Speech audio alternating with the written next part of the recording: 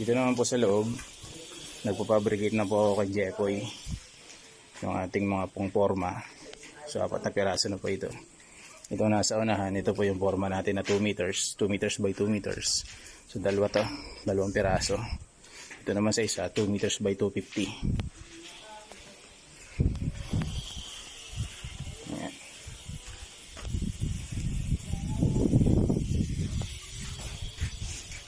Sa second floor, ang progress po natin dito. Mapapansin nyo po yung wall, medyo ano lang yung camera, pero pinahasa ko na pa ito kaya mas makinis na po ito lalo. Pinahasa ko, mas makinis na siya. Ito, konting hasa pa ito, mas maganda na lalo tingnan tong wall. Yung mga tulo-tulo ng semento nawala na rin.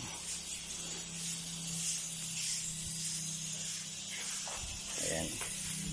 Tapos dito, mapapansin nyo po may PVC pipe po doon. So ito po yung dinidiscuss ko sa inyo na nakaraan na ventilation pipe po yan. Yung ating plumbing pipes po na nandito po sa bathroom ng second floor. Tapos siya, bali nakabutas po siya doon. Nasa ibabaw po yan ng canopy. So lalagyan na lang po yun ng cover para hindi po pasukin ng ibon o kaya ng anong mga daga, kung ano ba may daga, hindi siya papasok dyan. Hindi mapabahayan ng ibon, hindi mo lalagyan ng pugad.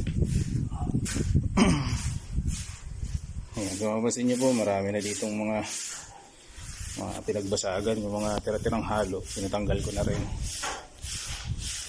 para just in case na magtalis po tayo dito na sigurado po na yung ating concrete topping kapit na kapit po doon sa mismong surface po ng ating second floor slab. Ayan. Dito po sa loob, ayan po yung progress.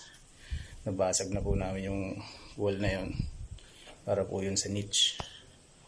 So mangyari po, ito pong PVC pipe natin ng second floor na ito para po sa shower, mapuputol na po natin ito. Kasi po yung ating na-approve na para sa shower is telephone shower siya. So doon natin itatap yun sa mismo faucet, naka-telephone shower siya, dyan doon siya nakakonek. Puputulin na po namin, nilagyan namin ng end cap para hindi na rin siya, hindi na po may expose yung ano na yung elbow na yun. Ito po, mas pinaayos ko na po itong part na ito. Mapapansin nyo, makinis na siya. Pansin ko na nakaraan, wrap. Sabi ko, ulitin, pakinisin na mas maayos. Since ito po ay concrete jump or hamba.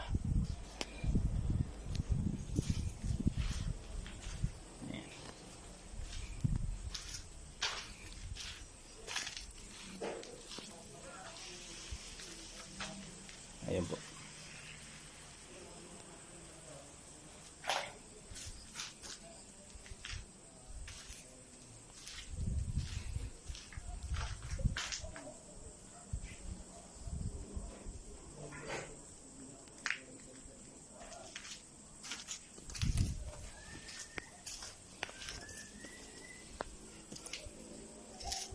Napakaganda na.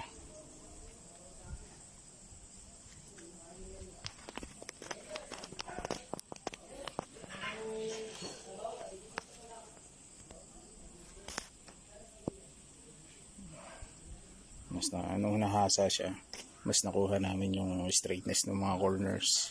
So mas makukuha pa po lalo natin to kapag halimbawa nag-skim coat na tayo. Nalagyan po natin to ng corner bead. Itong mga corners na ganito, yun po yung nilalagay dito para siyang angle bar na nakapatong dito. Pero mga PVC type, meron din po nung yung parang metal. So mas makukuha po yung straightness niya.